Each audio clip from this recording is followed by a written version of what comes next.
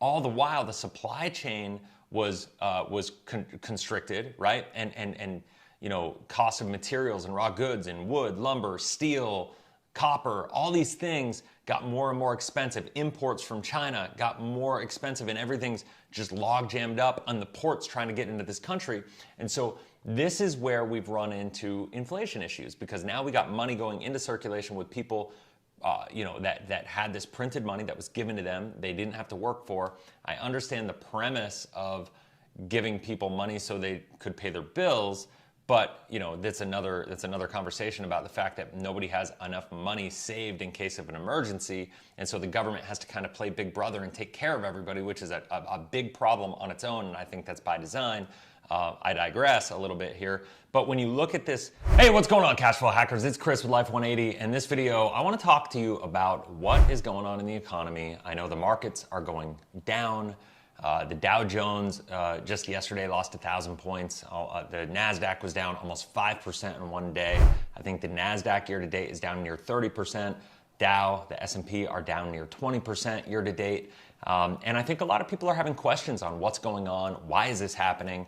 A lot of people have a lot of different perspectives. I've gone on MSNBC, Bloomberg, Fox Business, like all these different channels, just to kind of get a temperature of what everybody's talking about and what's happening and what people are saying. And honestly, I'm watching this content and I'm just scratching my head being like, how do these people even come off with these conversations in the comments, and why they think what's happening is happening, right? Because to me, there's this like huge discorrelation about reality and what's going on in the world and what people are saying is actually happening. And the bottom line is nobody really knows. But I always try to take a step back from this conversation and from like all of these things that are happening, and I try to use common sense and look at it commonsensically. And it's funny because Brennan Burchard, who I follow and I love him, and he's just an amazingly insightful guy, always says common sense is rarely common practice. And I think we need to just kind of take a look at common sense in this scenario. And what I want to do is I want to just talk through what has gotten us to where we are, and ultimately what's going on in the economy right now, and why the economy is reacting how it is. All the other noise left aside, let's focus on the parts that actually matter, fundamental economics. And so let's do this. All right, so if you look at this is the Dow Jones. You can see the Dow Jones Industrial Average here, and this is over the past 5 years. Now, over the past 5 years, it's grown, as you can see, 10,000 points, 50%, which is a pretty awesome growth trend over that period of time. It's actually not that crazy. If you annualize that, that's probably about 8% annualized return, which is long-term, pretty normal. However, what do we have here? We look at this, the pandemic happened. And when the pandemic happened in 2020, what happened is we had the market go down pretty drastically, right? You can see here the market went down all the way to $19,173, or not 19,173 points.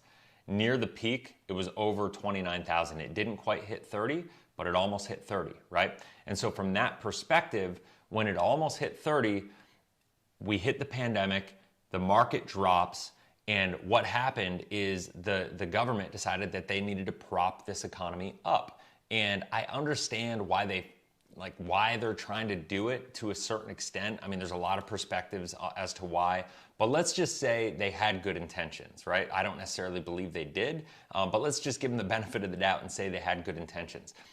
Intentions aside, math and economics come into play here, and you can't have an economy that is so disconnected from reality because of money printing. We print $5 trillion just to get through this pandemic.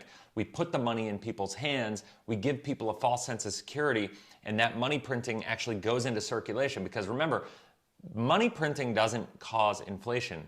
Money printing going into circulation with the velocity of money actually is what causes inflation. When that money hits the markets, when that money gets given to your average everyday American family, and then that money is spent on flat screen TVs and going to Costco and buying cars and doing all these things, all the while the supply chain was constricted, right? And cost of materials and raw goods and wood, lumber, steel, copper, all these things got more and more expensive. Imports from China got more expensive, and everything's just log jammed up on the ports trying to get into this country. And so this is where we've run into inflation issues, because now we got money going into circulation with people that had this printed money that was given to them, they didn't have to work for. I understand the premise of giving people money so they could pay their bills, but that's another conversation about the fact that nobody has enough money saved in case of an emergency, and so the government has to kind of play Big Brother and take care of everybody, which is a big problem on its own, and I think that's by design. I digress a little bit here, but when you look at this, let's just use, once again, I want to get back to the point here. Common sense says the market can't drop to 19,000 right here and then build back. From March 20, when it hit its bottom, it dropped 30% in a month. When it hit its bottom, it's built back up since that point in time. Production has been down. Think about that. Money printing has been up, and we had cheap money the whole time. So I don't think there's a person alive that from March 2020 to today would say that production has been higher over the last 2 years than it was before we entered the pandemic. I don't think there's a person alive that could even be crazy or audacious enough to say or try to convince anybody of that point, because it's just not true. And so when you look at this, though, the market has grown back not only to the original levels. By the end of 2020, look at this, by the end of 2020, all the losses were basically made up for, and then some. And then during the pandemic, from November 13th of 2020 through, and don't forget, the economy still shut down, and there was a lot of stuff going on at that point in time. It kept growing, and it grew all the way up. The economy grew all the way up to 36,327, right? And at 36,327, that's a 20% growth in a year, with no production, with money printing, with people not working as much, not earning the income. Now what's going on is we have low production, supply chain issues, people are going back to work, interest rates are rising, and the bottom line is money's getting sucked out of the economy. When I look at this, everybody's like, oh, the market's bottoming out. Well, I had Harry Dent on the channel last week, and he says that we're in for an 80 to 90% market correction. That seems really extreme to me personally. Could it happen? I guess it could happen. I mean, he seems to have the market cycles and indicators that makes him very confident that that's going to happen. I look at this more commonsensically and say, okay, where are we? This recovery, there's no fundamental basis for reality that we had this recovery, right? It's all been fake money printing. It was during a time when cheap money was happening, and now that cheap money is getting evaporated, right? It literally is being sucked back up. If you understand Keynesian economics and our fractional reserve banking system, what happens is they raise interest rates to contract the money supply, to get money out of circulation. That's why they do what they do. That in nature raises the cost of things and is a contraction on the economy. Unless the economy is extremely healthy to be able to sustain that increase in interest rate environment, then we're going to have a contraction. Once again, you look around, the economy is not healthy right now. There hasn't been an abundance of production and productivity from people, from companies, small businesses. Look at Target and Walmart. Yesterday alone, at the time I'm filming this video, went down nearly 30% because of the fact that they missed their earnings, their cost of goods are going up, managing the business, they're having to pass those prices on to consumers. The response is extremely negative, and all of this stuff is happening. It's an extremely, extremely volatile kind of time. And what I look at from this perspective is, while the market right now is 31,268 at the time I'm filming this at this very moment, I look at this as the number that we have to really be concerned about, that 19,173. If we just think about this, there's been no fundamental basis for an improvement. And the other thing that I learned from Harry Dent in my interview with him the other day is that 50% of all companies, of all corporate spending right now is going into stock buybacks. Stock buybacks. So what they're doing is they're these zombie companies, as he states it, where they're spending their reserves and they're buying back their stocks to prop up their prices to make it look like they're performing well. To me, that's a massive conflict of interest, and that shows that it's almost propping the stock market up to make it look better than it is. And that's one of the ways that the Dow, the S&P, the Nasdaq had performed to the level that they have to this point in time. And at some point in time, we have to have this correction. We have to have a dose of reality, and people are going to pay the price. So my encouragement to everybody is to make sure that you are in a place. This is why I've been preaching this forever. You need to focus on safety and preservation of capital first, especially in these opportunities. I think what's going to be happening here, I think getting down to the 19 to 20,000 range is just should be expected at this point in time. I think the potential that it goes lower than that, like Harry Dent would say would happen, it's a possibility. It's a real possibility. So I think we need to look at this and we need to say, listen, these statistics, these numbers are real. Just look at this chart.